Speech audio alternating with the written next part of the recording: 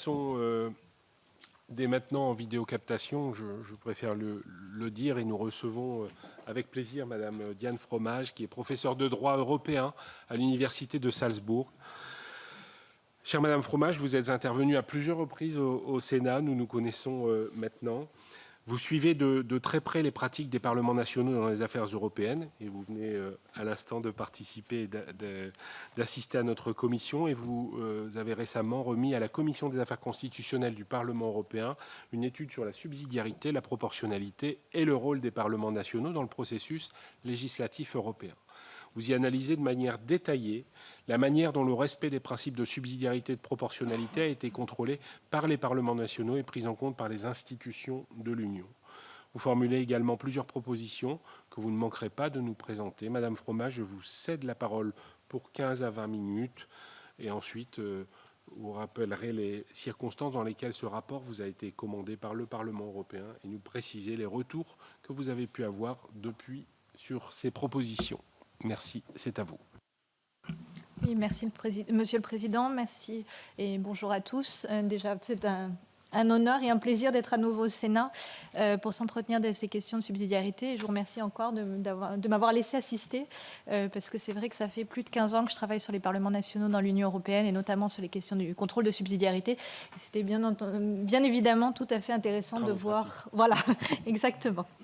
Donc, comme vous le précisiez, j'ai été chargée par la Commission des affaires constitutionnelles du Parlement européen d'actualiser une étude que j'avais déjà effectuée en 2022 sur les questions de la subsidiarité. Et cette fois, il s'est agi d'examiner la subsidiarité, la proportionnalité et le rôle des parlements nationaux, puisque ces deux principes, comme je le rappellerai, sont tout à fait complémentaires et parfois même difficiles à séparer, puisque la proportionnalité, à mon sens, est partie intégrante de la subsidiarité.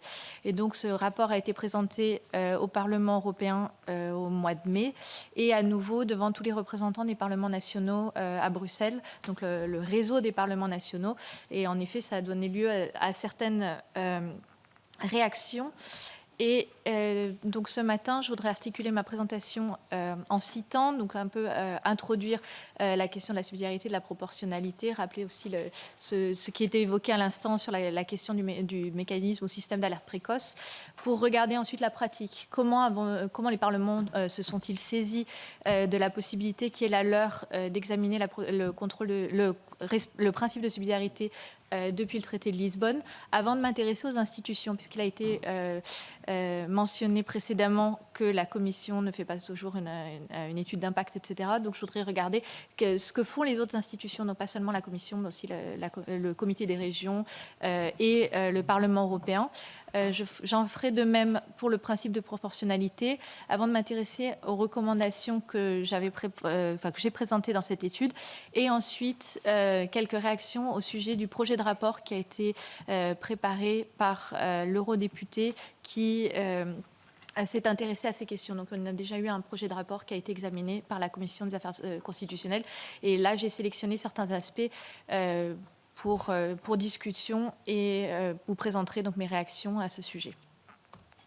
Donc le principe de subsidiarité, comme tout le monde le sait, est composé de deux éléments qui sont cumulatifs. Donc le premier critère, c'est que pour une action définie, les États membres ne sont pas en mesure d'atteindre l'objectif qui était défini. Et dans le même temps, l'Union européenne peut apporter une valeur ajoutée. Et c'est là peut-être, à mon sens, l'élément qui est difficile à prouver.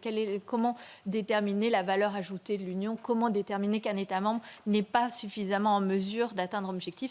À mon sens, il s'agit là d'un contrôle plus politique que juridique, puisque ça en appelle à une évaluation de la pratique. Pour ce qui est du principe de proportionnalité, il s'applique différemment, non seulement par sa définition, mais aussi parce que le principe de proportionnalité s'applique quel que soit le domaine de compétence de l'Union. C'est-à-dire que même dans les domaines de compétences exclusives, nous appliquons le principe de proportionnalité, alors que la subsidiarité, qui au final vise à définir qui de l'État membre ou de l'Union européenne doit agir, ne s'applique que dans les domaines qui ne sont pas de la compétence exclusive. Et je pense que c'est important de le rappeler, puisque les domaines d'application de ces deux principes sont distincts. Et la proportionnalité pardon, vise à déterminer l'intensité de l'action de l'Union. C'est-à-dire que la subsidiarité vise à déterminer qui de l'Union ou des États membres doit agir, et la proportionnalité vise à déterminer si on doit, par exemple, agir sous la forme d'une directive ou d'un règlement. Mais là, il ne s'agit pas de subsidiarité, il s'agit clairement de proportionnalité. Et donc, je pense qu'il faut bien définir ces deux principes qui, en plus de ça, même s'ils ont été définis en tant que principes généraux du droit de l'Union à l'occasion de l'adoption du traité de Maastricht en 1992, la subsidiarité n'existe dans le cadre législatif européen que depuis l'acte unique, où il avait été introduit dans le domaine de l'environnement, alors que la proportionnalité existe depuis les années 70 grâce à la jurisprudence de la Cour de justice. Donc on voit aussi même un cheminement dans le domaine légal de l'Union qui est différent. En même temps, et il s'agit là donc des différences entre la proportionnalité et la subsidiarité, il faut noter que si la Cour de justice a constaté et constate régulièrement des violations de proportionnalité, nous n'avons pour l'instant pas de cas de violation de subsidiarité.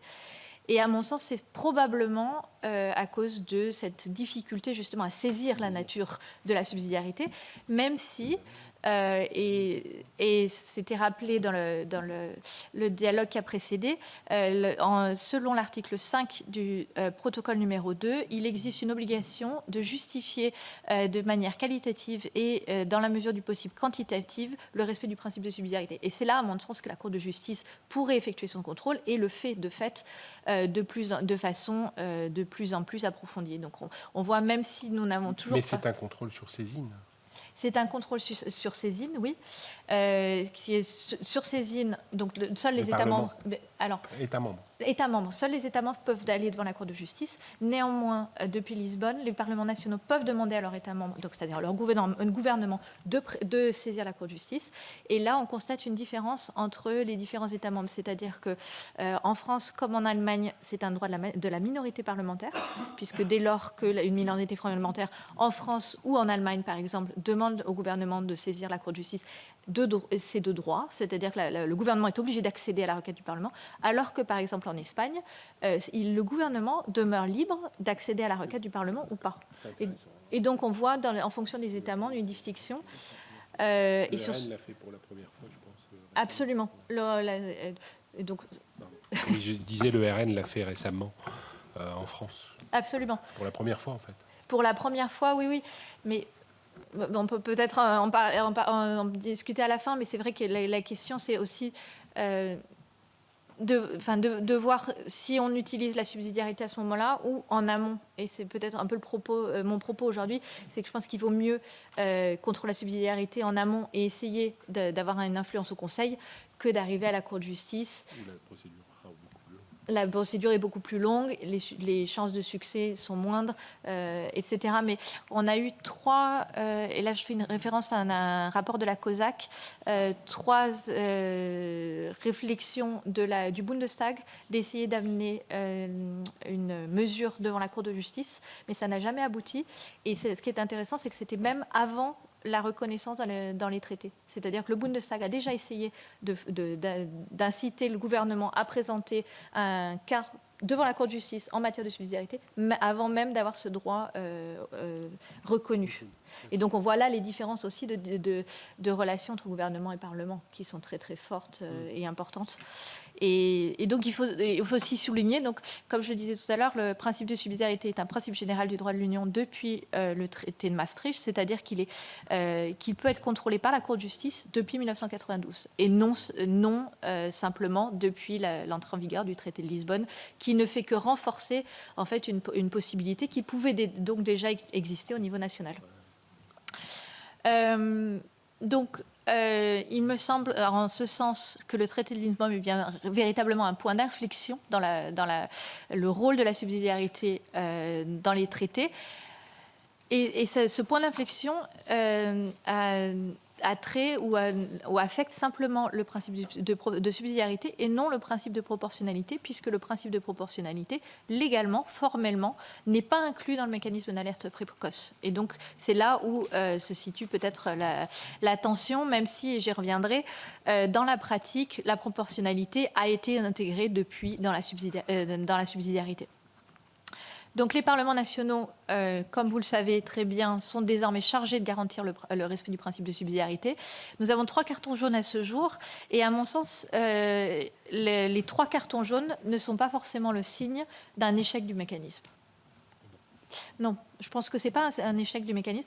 Je pense que les 3 cartons jaunes sont une manifestation du fait que le système d'alerte précoce joue son rôle d'épée de Damoclès, puisque la Commission et les autres institutions, dès lors qu'elles savent qu'il va y avoir un contrôle par les parlements nationaux, font preuve, à mon sens, davantage de limitation par rapport à ce qui a pu être le cas auparavant.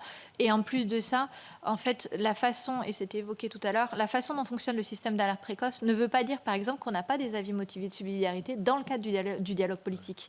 Et donc, finalement, il me semble que avant de conclure d'un échec, il faudrait déjà faire une analyse au fond des contributions dans le cadre du dialogue politique. Si je résume ce que vous dites que les seuls 3 cartons jaunes, ça n'est pas un échec parce qu'on a de moins en moins de cas de non-subsidiarité.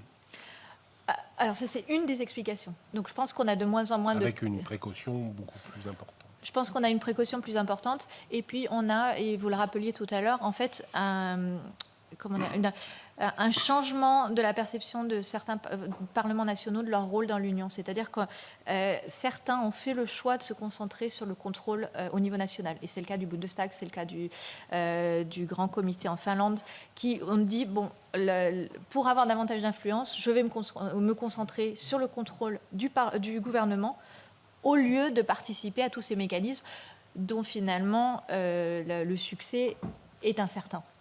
Et donc, dès lors que tous les parlements nationaux ne jouent pas dans le cadre du système d'alerte précoce, il devient très difficile d'atteindre les seuils.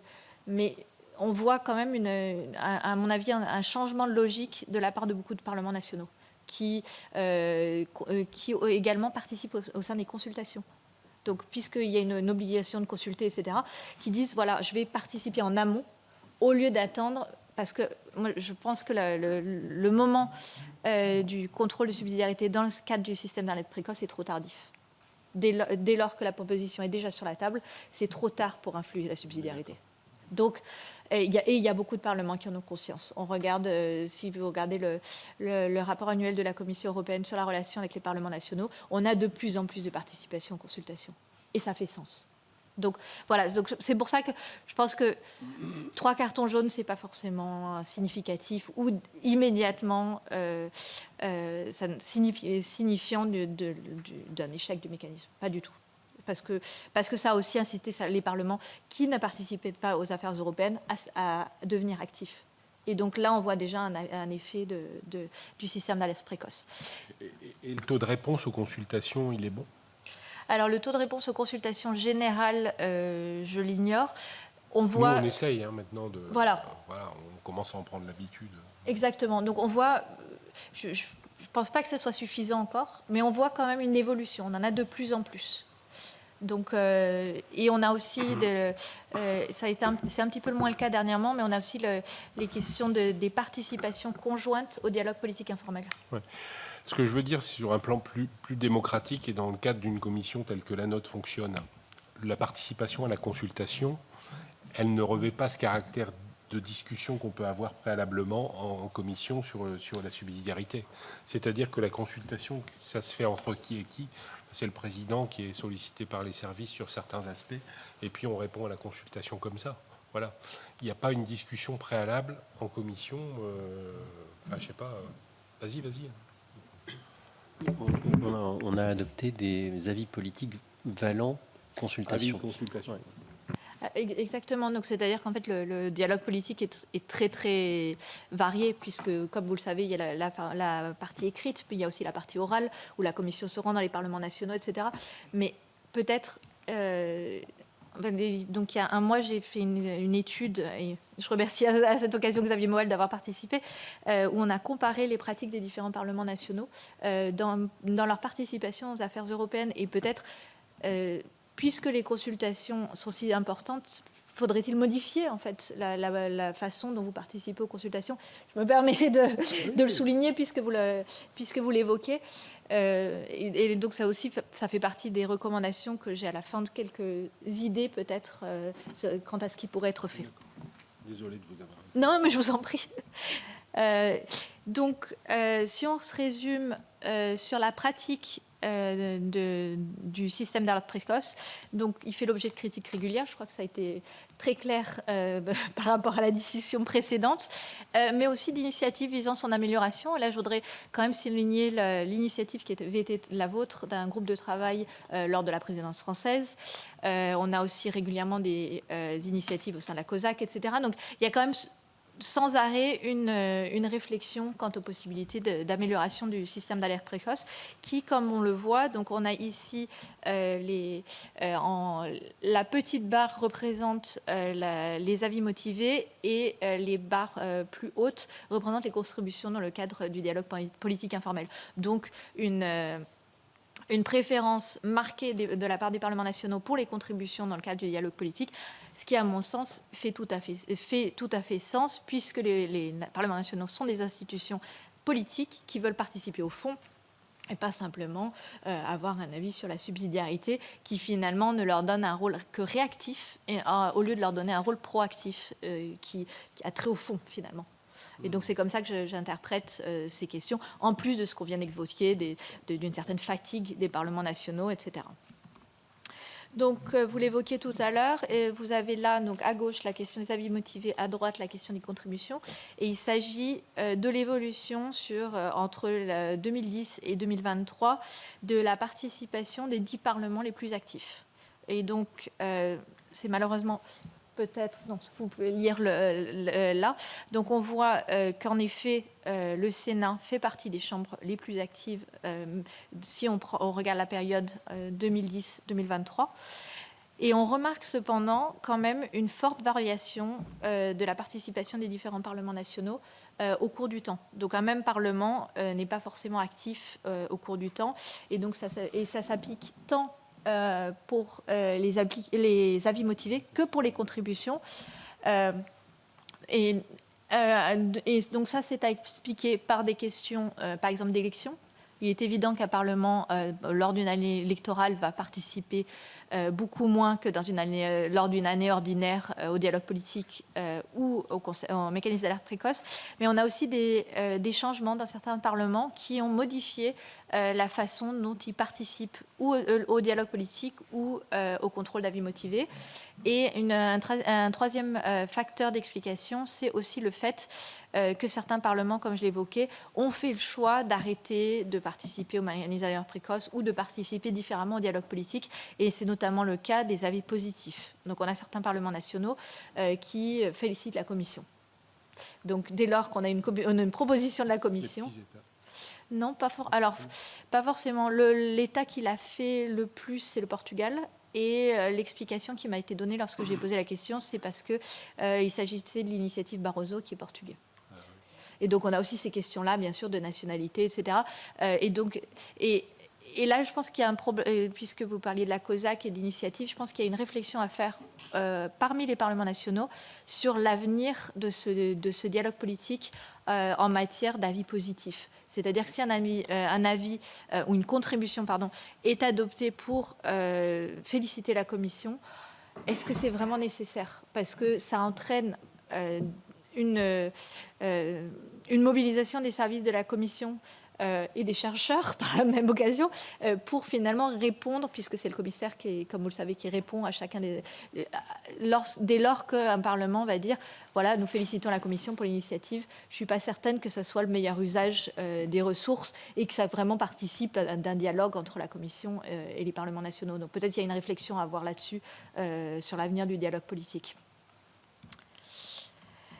Pour ce qui est des domaines politiques dans lesquels nous avons les avis motivés, donc vous avez là le nombre d'avis motivés total, et donc ce sont les barres adoptées, et le nombre d'avis motivés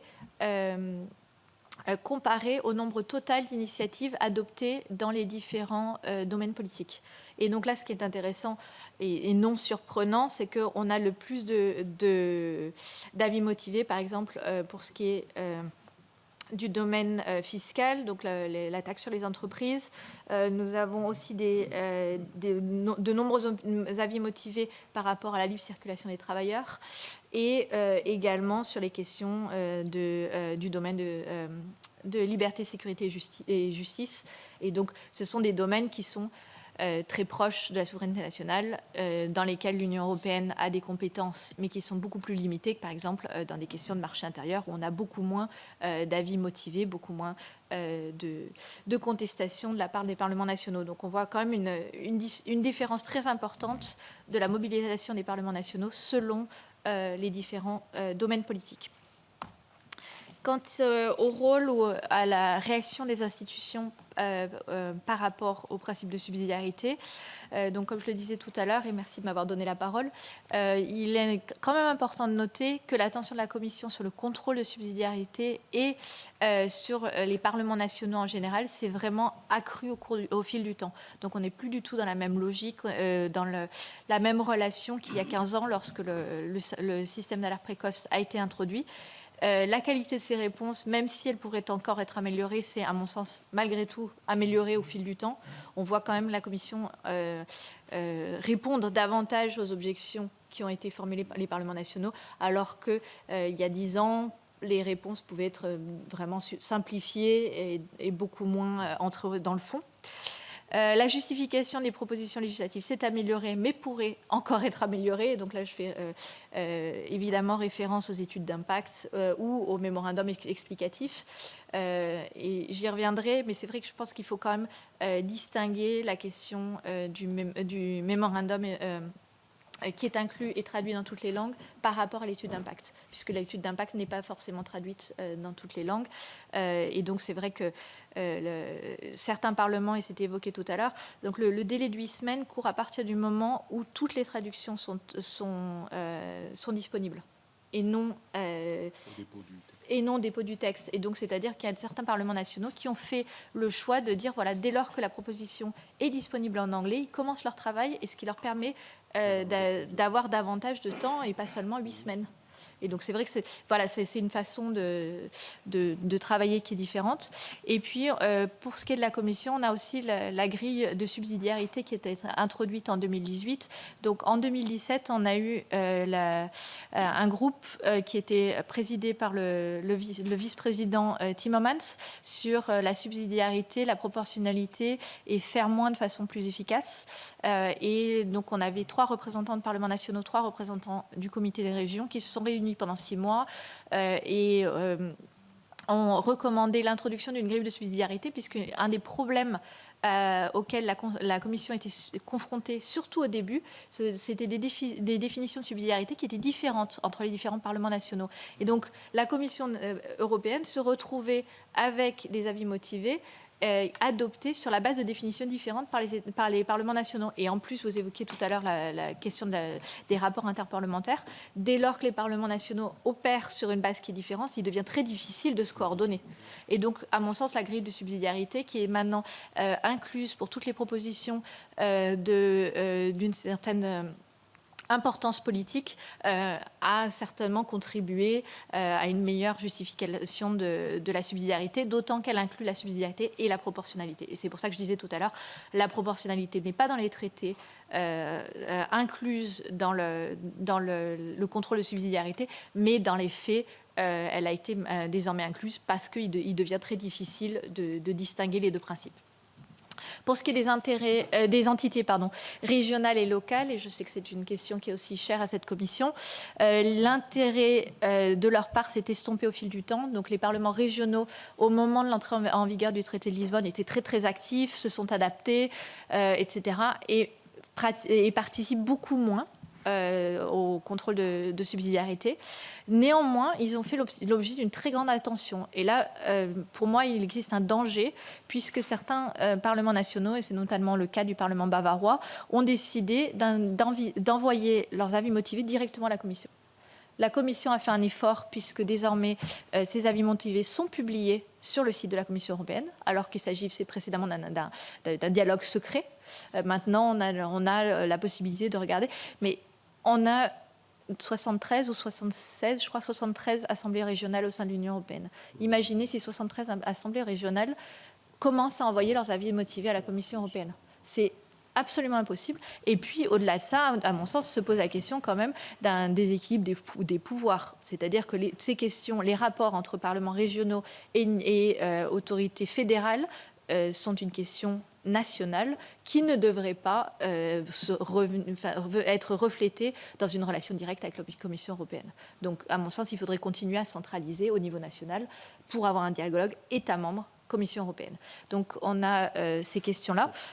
Très peu de cas, je l'ai évoqué tout à l'heure, en matière de subsidiarité ont été présentés devant la Cour de justice, mais on a quand même un contrôle qui est devenu de plus en plus strict au fil du temps, et notamment l'avocate générale Cocotte qui a défini un test pour la subsidiarité en 2 parties, donc un test formel portant sur la justification et un test au fond.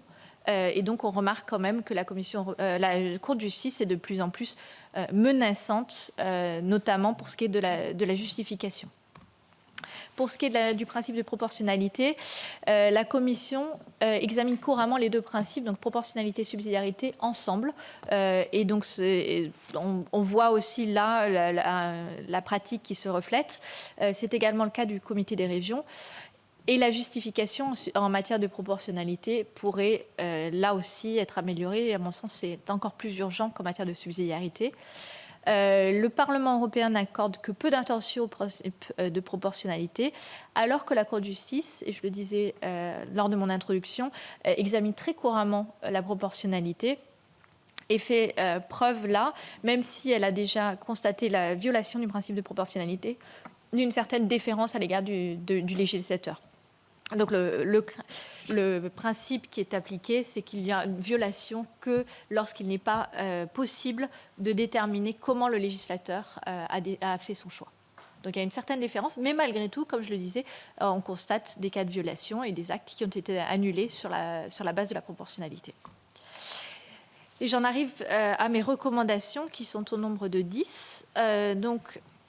Je le disais tout à l'heure, il y a désormais une pratique de la part de la Commission européenne qui s'appelle les réponses agrégées. Et là, dans la pratique, la Commission européenne applique des seuils plus bas que ceux du contrôle de subsidiarité. Et je pense qu'elle a raison, parce que je comprends tout à fait la frustration, si je dois dire, de ne pas arriver à activer le mécanisme.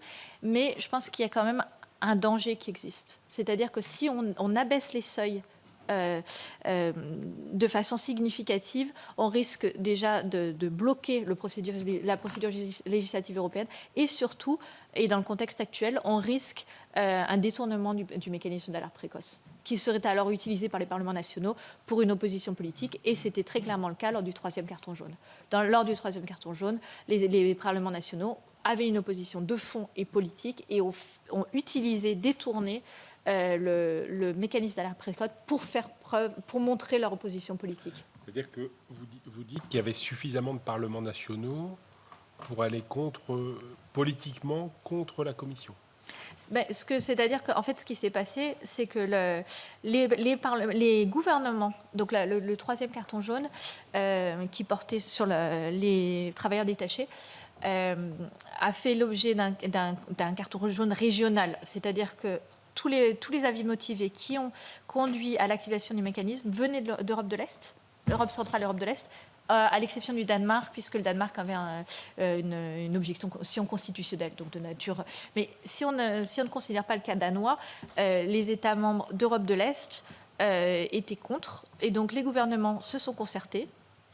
Et ils ont poussé leur Parlement à se concerter et à activer le mécanisme d'alerte précoce. Mais la question que vous soulevez, elle est importante, parce que ça veut dire que, est-ce qu'à un moment, on ne respecte plus la volonté politique des parlements nationaux au profit d'une démarche et d'une avancée européenne qui serait à l'encontre des parlements nationaux, en tout cas de leur majorité? Alors, je comprends tout à fait l'objection. C'est pas une objection, c'est une réflexion. Pardon, la réflexion. Mais je pense je comprends également la logique et la tentation d'utiliser le système d'alerte précoce à ces fins, mais ce n'est pas pour ça qu'il existe dans les traités. C'est-à-dire que je pense qu'on pourrait tout à fait imaginer, et on a déjà eu le cas à trois reprises, et notamment par l'Assemblée nationale, une coordination des parlements nationaux au sein du dialogue politique.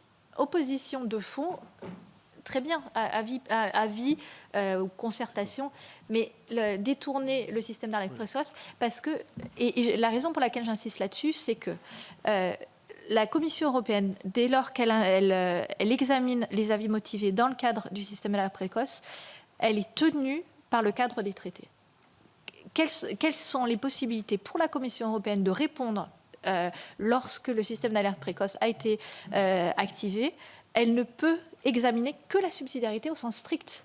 La Commission européenne, légalement, n'a pas la possibilité de modifier son texte pour un autre aspect qui n'est pas lié à la subsidiarité.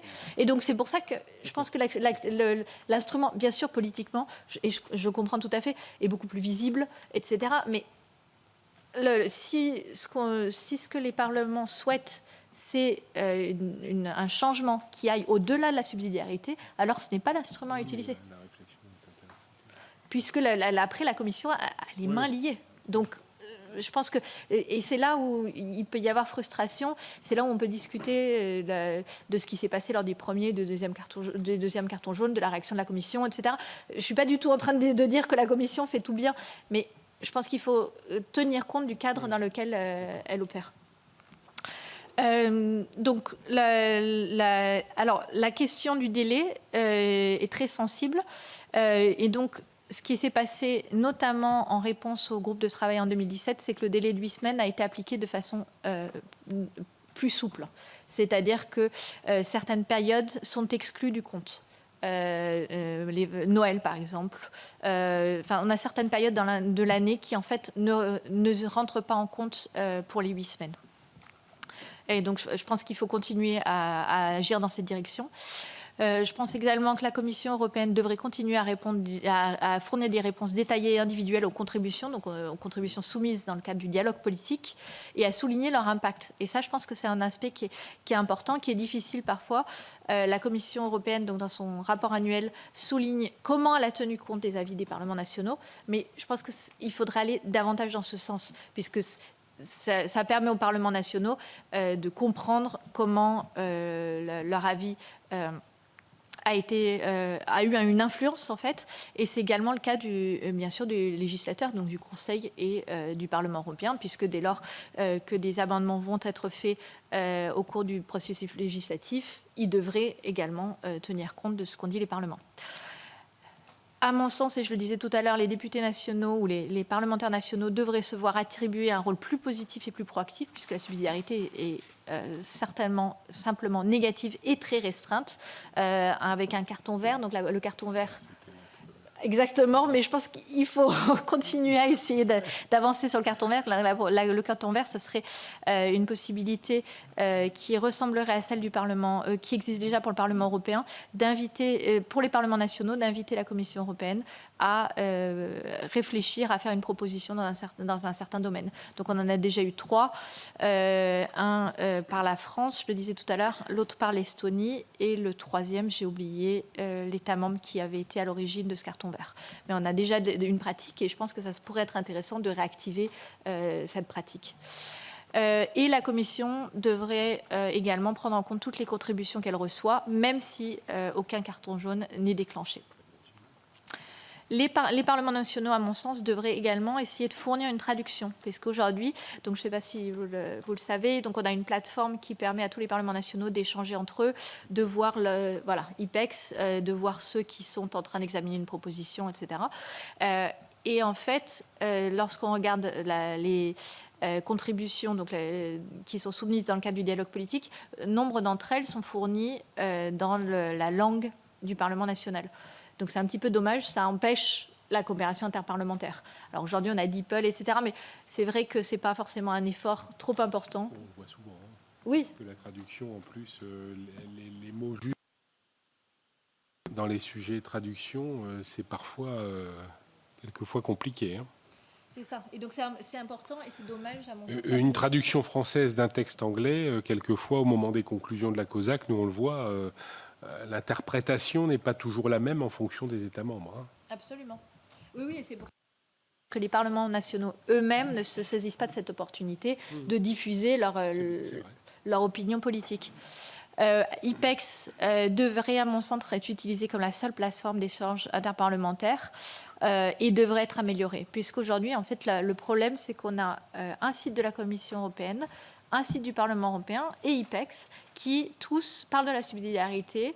Donc la Commission publie les avis, les avis motivés, les contributions et les réponses qui ont été apportées. Mais ces mêmes avis motivés ainsi que tout le processus qui a précédé leur adoption sont sur IPEX. Et donc si on essaye d'avoir une vision d'ensemble, il faut aller consulter 3 sites. Alors c'est déjà fastidieux pour les personnes qui s'y connaissent, pour les citoyens. En termes de transparence, c'est impossible.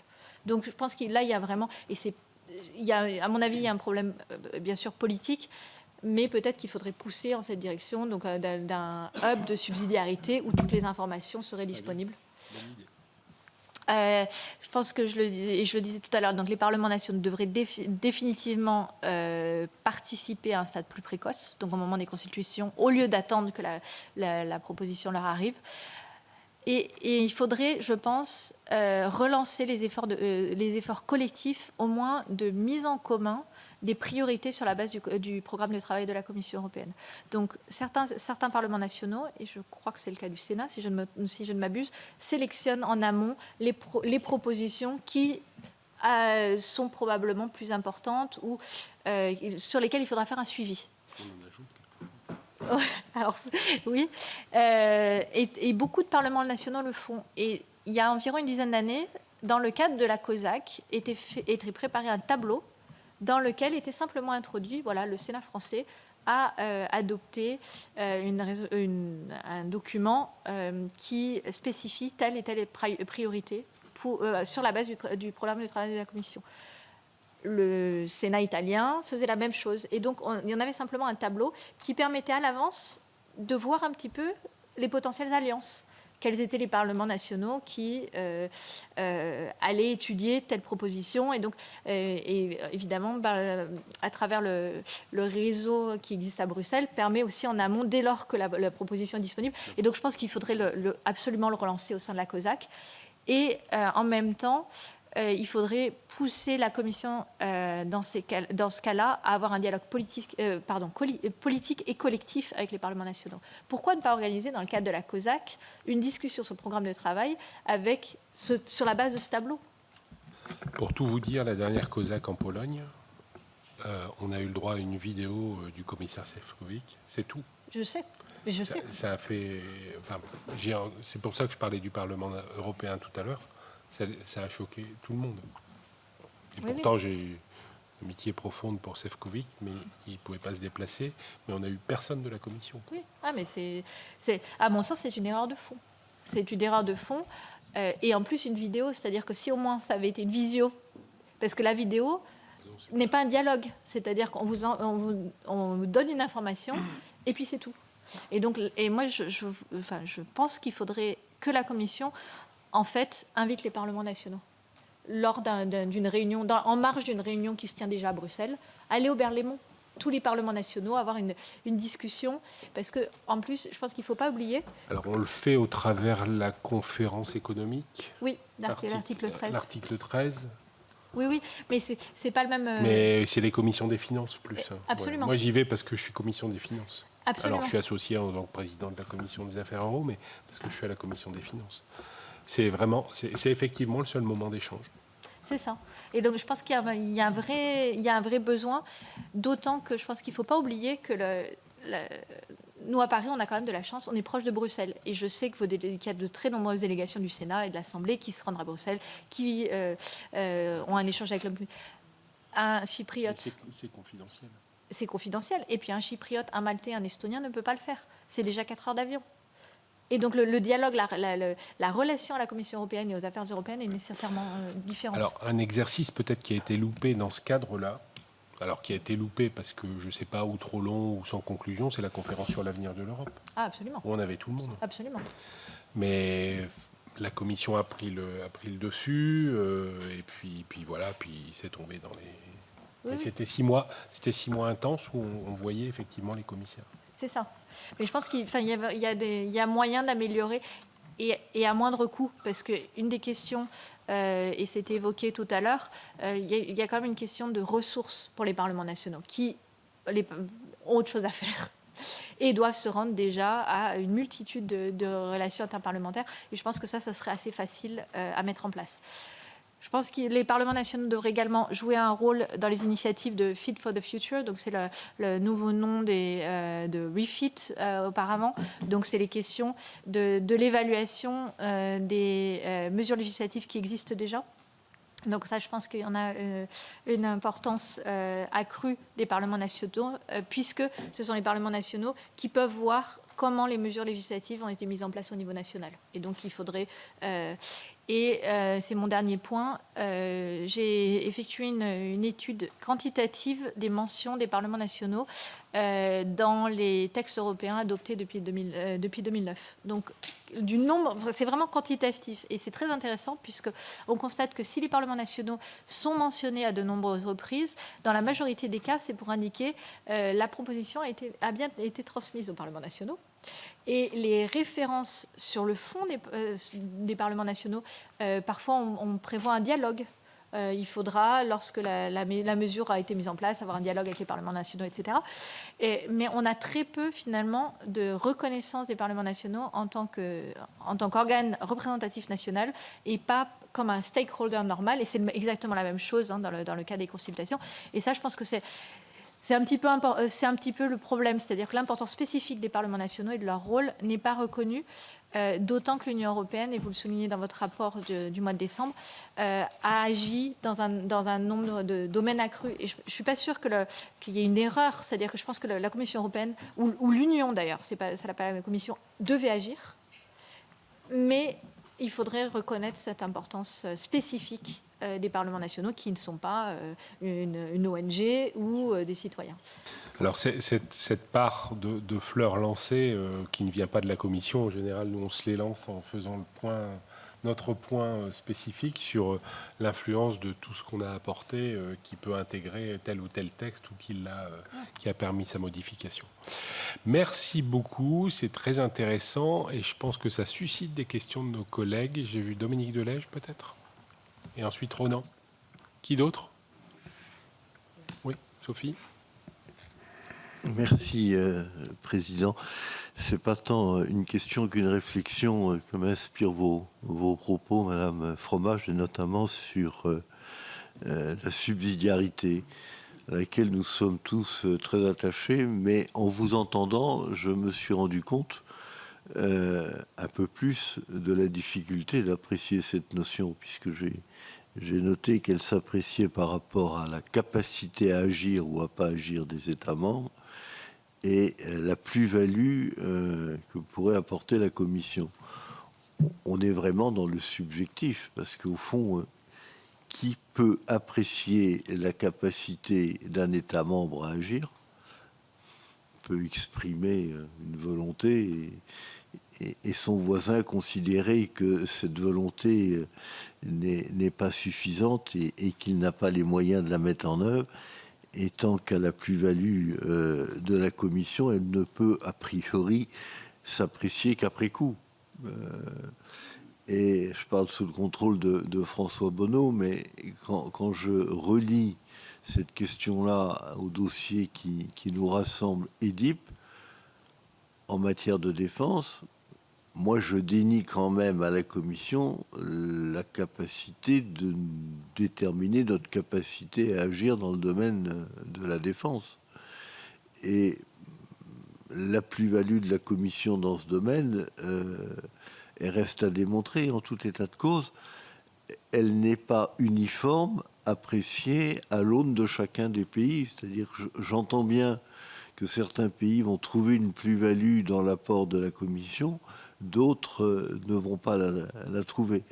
Et donc, ma réflexion, mais je terminerai en posant la question, est-ce qu'on peut avoir une appréciation de la subsidiarité à géométrie variable ?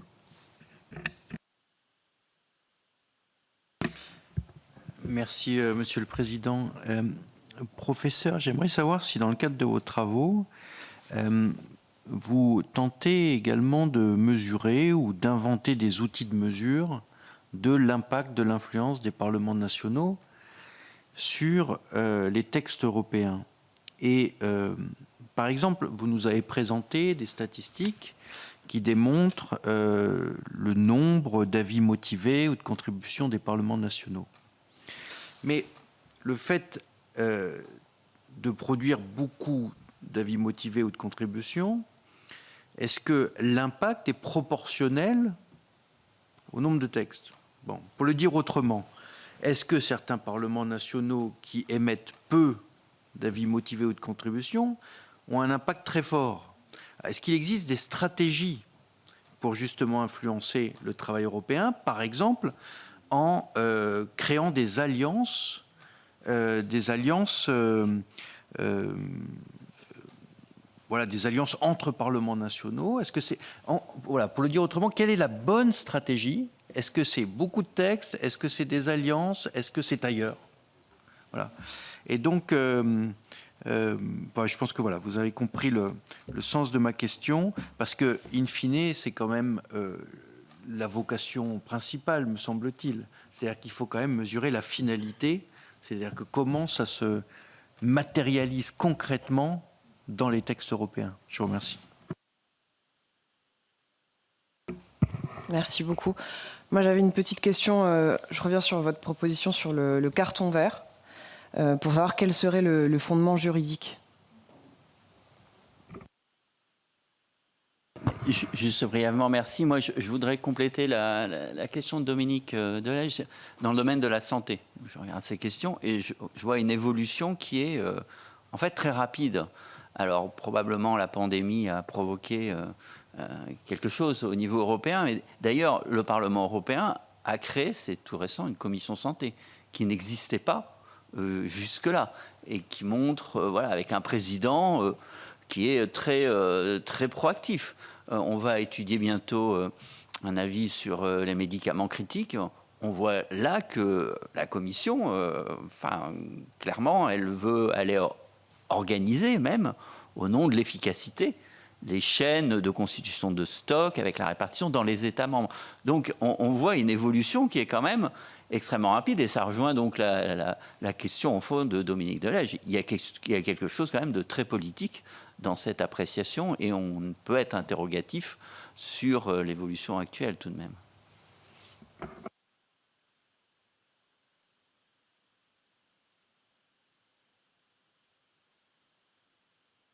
Oui, merci beaucoup pour ces questions et réflexions. Donc en effet, il y a la question du caractère subjectif. Toutefois, je pense qu'il faut prendre en compte, alors je n'ai pas les statistiques exactes, mais c'est de l'ordre de 80%, le nombre de propositions de la Commission européenne qui, en fait, sont une proposition de réforme. Et c'est à peu près 80%. Et là, on voit, en fait, qu'à ce moment-là, la Commission européenne, ce qu'elle fait, c'est qu'elle va, ou ce qu'elle devrait faire, c'est qu'elle va aller regarder l'évaluation l'évaluation de subsidiarité qui avait été à l'origine de la première proposition, ou la justification, c'est-à-dire l'évaluation de la valeur ajoutée européenne et l'insuffisance nationale à l'instant T, c'est-à-dire que, mettons une directive de 2016 qu'on voudrait réformer aujourd'hui, et elle va comparer cette évaluation pour voir si l'action européenne est toujours justifiée. Et donc, comme c'est à peu près le cas, je vous disais, c'est de l'ordre de 80%, c'est-à-dire qu'on remplace de la législation qui existe déjà et on peut donc faire une évaluation sur l'évolution de la subsidiarité entre le moment où la première mesure avait été adoptée et le moment où on voudrait la réformer. Et c'est simplement... entre guillemets, évidemment, dans à peu près 20% des cas, lorsque la Commission européenne doit se placer dans un scénario totalement hypothétique, c'est-à-dire que l'Union européenne n'a pas encore adopté de législation dans une certaine matière, et là, elle doit, de façon hypothétique, dire, voilà, si jamais j'adoptais... tel acte juridique, voilà quelle serait ma valeur ajoutée. Et là, on n'a évidemment pas de données. Mais généralement, on a quand même des données qualitatives et quantitatives. Ceci étant dit, bien évidemment, et je le disais tout à l'heure, c'est une évaluation qui est subjective. C'est une évaluation qui va varier entre les États membres. La Commission européenne, dans sa grille de subsidiarité, a une justification à apporter quant aux différences entre les États membres. C'est-à-dire que constater une différence entre les États membres, qu'elle soit dans l'efficacité d'une mesure ou des mesures nationales, dans l'efficacité de l'application, etc., n'est pas suffisante au respect de subsidiarité. Il faut, au-delà de ça, que la Commission européenne, si par exemple on est dans le cadre du marché intérieur, explique pourquoi la fragmentation nuit réellement au marché intérieur. Mais la fragmentation en elle-même n'est évidemment pas une justification de subsidiarité. Il faut relier fragmentation et objectif. Par ailleurs, la Cour de justice a déjà constaté, dans un de ses premiers arrêts sur la question, qu'il n'était pas suffisant pour un État membre d'être en mesure seul d'atteindre l'objectif pour que la subsidiarité ne soit pas respectée. Parce que dès lors qu'un État membre pourrait atteindre l'objectif qui a été défini, l'Union européenne ne pourrait plus agir. Non, la Cour de justice a dit évidemment, il faut une étude beaucoup plus nuancée qui prenne en compte la réalité dans les 27 États membres et donc qui ne permette pas justement cette subsidiarité à géométrie variable. Par contre, ce qui est vrai, c'est que si la réalité est différente dans les différents États membres, la solution, c'est-à-dire la proportionnalité, peut être différente.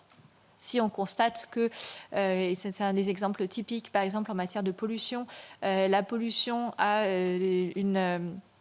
une origine diverse entre les différents États membres, peut-être qu'il vaut mieux au niveau européen définir des seuils de pollution plutôt que de dire, voilà, il faut réguler tant de pourcents pour le charbon, tant de pourcents, etc. Et donc, mais on est là dans le contenu, dans la proportionnalité de l'action de l'Union et non dans la question de la subsidiarité. Pour ce qui est de la question de l'impact des parlements nationaux et la création des stratégies,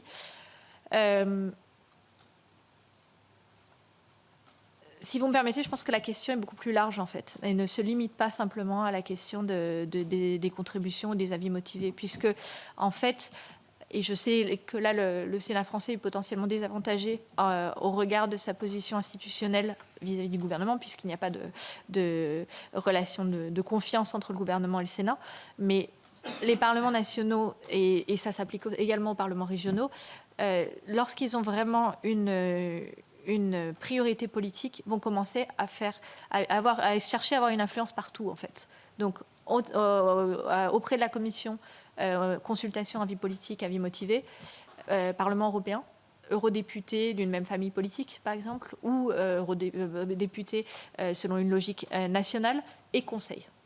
Et donc là, on constate des cas assez clairs d'impact important, même d'un Parlement régional, dès lors qu'une stratégie claire est mise en place pour essayer d'avoir une influence auprès de tous ces acteurs qui finalement sont importants dans la décision, puisque je pense qu'il faut quand même tenir compte du fait que la subsidiarité, notamment pour ce qui est de la décision finale, n'appartient pas à la Commission européenne, mais appartient quand même au Conseil et au Parlement, puisque ce sont eux qui vont adopter la proposition et qui vont bien souvent adopter des amendements qui modifient de façon significative le texte original. Donc je pense que la question de l'impact est à concevoir de façon beaucoup plus large et pas simplement en comparant le contenu d'un avis motivé et du texte final. Il y a certainement un impact, en particulier pour les parlements nationaux qui arrivent à se coordonner avec leur gouvernement de façon tout à fait logique, puisqu'au Conseil, ils peuvent soulever des objections. Et je ne suis pas certaine que ce soit vraiment une question de position ou d'importance de l'État membre ou d'une question quantitative. La réponse officielle de la Commission européenne, c'est toujours de dire, voilà, dès lors qu'un argument est justifié, est intéressant, etc., tout argument est pris en compte, qu'il émane du Bundestag ou qu'il émane d'un, entre guillemets, petit Parlement. Est-ce que c'est vrai dans les faits? Je ne sais pas, mais ça, c'est la réponse officielle de la Commission européenne. Et être très actif, je ne suis pas certaine. Alors oui, bien sûr, ça attire l'attention de la Commission ou des autres institutions européennes, mais peut-être il faut regarder aussi le contenu de ce qui est soumis. On constate que très souvent, certains parlements nationaux ont pour habitude d'approuver une position qu'ils vont soumettre à leur gouvernement national et simplement de transmettre cette position à la Commission. Dès lors, qu'est-ce que la Commission peut faire, puisqu'elle n'a pas été le destinataire premier? Donc je pense qu'il faudrait avoir une analyse un petit peu plus nuancée sur ces chiffres et voir quel est vraiment le contenu de ces contributions, etc. Mais à nouveau, les parlements nationaux disposent tant au niveau national qu'au niveau européen directement, une possibilité quand même assez importante d'entrer dans un dialogue avec les institutions que je nommais tout à l'heure, mais également avec la Banque Centrale Européenne, avec le Comité de résolution unique, avec certaines agences. Donc les parlements nationaux ont quand même plusieurs canaux possibles d'influence. Et donc, si l'action est conjuguée et bien orchestrée, je pense qu'ils peuvent avoir un impact. Et on a des cas pratiques. J'ai des exemples concrets. Pour la question du carton vert, elle serait... en fait, le carton vert est possible, à mon sens, sans aucun problème juridique dans le cadre du dialogue politique. Ça ne pose aucun problème. La Commission l'a dit. Et donc, il suffirait que les parlements nationaux se mettent d'accord, puisque les parlements nationaux ne font qu'inviter la Commission à examiner la possibilité d'adopter un acte législatif.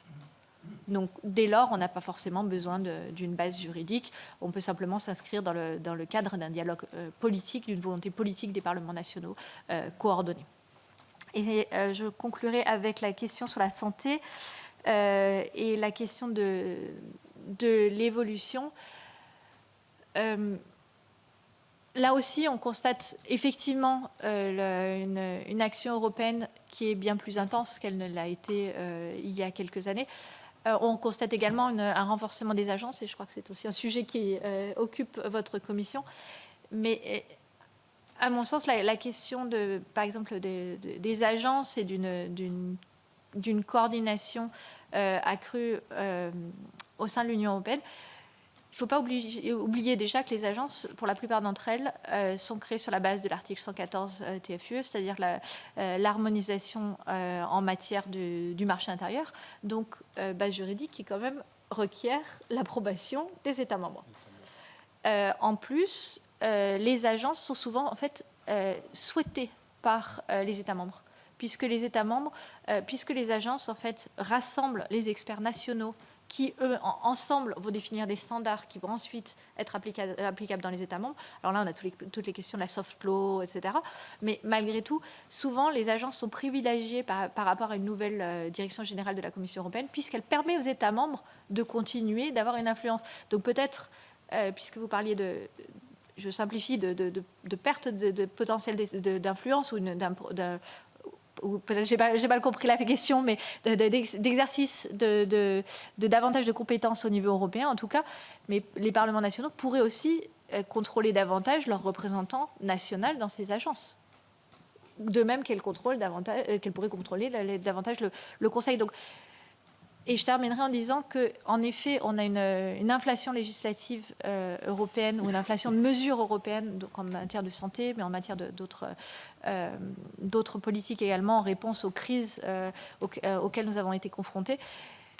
Et à mon sens, c'est assez paradoxal, en fait, puisqu'on a quelque part une montée de l'euroscepticisme et on voit bien, effectivement, ces populations qui ne veulent plus davantage d'Europe, et en même temps, les États membres dans leur ensemble, avec évidemment certaines nuances, etc., attendent davantage d'action de l'Union européenne. Puisque dès qu'il y a une crise, on demande à l'Union européenne de s'impliquer. Donc, peut-être, et je conclurai là-dessus, peut-être faut-il changer la façon dont les parlements participent à ces politiques et utiliser les voies de contrôle ou même d'influence de ceux qui réellement prennent les décisions au sein des agences, au sein du Conseil, au Parlement européen, etc. Et de façon ciblée, parce qu'évidemment, sinon, les ressources requises seraient bien trop importantes. Je vous remercie. Merci. Si je peux ajouter juste un point sur la santé. Ce sujet a émergé lors de la conférence sur l'avenir de l'Europe, en pleine en post-crise Covid. Et on a créé en fait, il y a il y avait des groupes de travail qui avaient été créés sur des choix d'identité thématique, et la santé faisait l'objet d'une vraie thématique. J'ai participé au groupe de travail, et en fait, ERA, la fameuse agence, est née de ce groupe de travail qui a jugé bon d'avoir en fait un outil de coordination à l'échelle sanitaire, mais qui aujourd'hui est un enjeu budgétaire aussi, hein, parce que elle est dotée d'un budget relativement conséquent, même si on est à l'échelle européenne. Donc ce nouveau regard sur la santé à l'échelle européenne est né de là. Bon, on a vu tout et n'importe quoi, parce que là aussi, on est dans une situation où on regroupait effectivement les populations avec des niveaux de qualité sanitaire tout à fait différents. Il y a des États membres dans lesquels c'était effectivement la santé pour tous, alors qu'ils n'avaient pas même un accès facilité à la santé comme nous pouvions l'avoir en France. Mais en tout cas, moi, j'avais participé activement à ce groupe. C'est d'ailleurs le commissaire Sefcovic qui en était le représentant de la Commission. Mais je pense qu'il y a vraiment eu une émergence à ce moment-là des dispositifs qui pourraient être coordonnés au niveau sanitaire. Et somme toute, ce n'est pas une mauvaise chose, parce qu'il n'y avait pas de prise en compte des prérogatives de chaque État membre. C'était vraiment comment mieux coordonner la santé, notamment en cas d'épidémie ou de pandémie.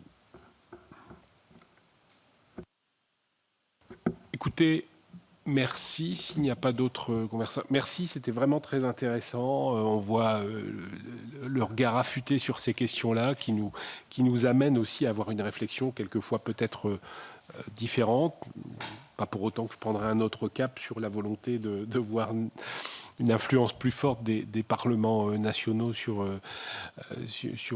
l'enjeu européen. Mais en tout cas, merci beaucoup de tout cela.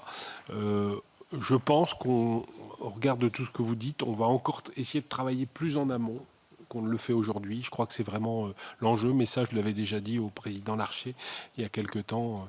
Nous avons besoin de plus encore d'amont en matière européenne pour être au top. On est déjà pas mal, hein, mais c'est vraiment, ce serait vraiment plus. Voilà. Merci beaucoup à vous et bon retour à Vienne si vous repartez rapidement. Je rappelle que Mme Fromage est venue de Vienne, hein, puisqu'elle est à l'université de Salzbourg. Merci à vous.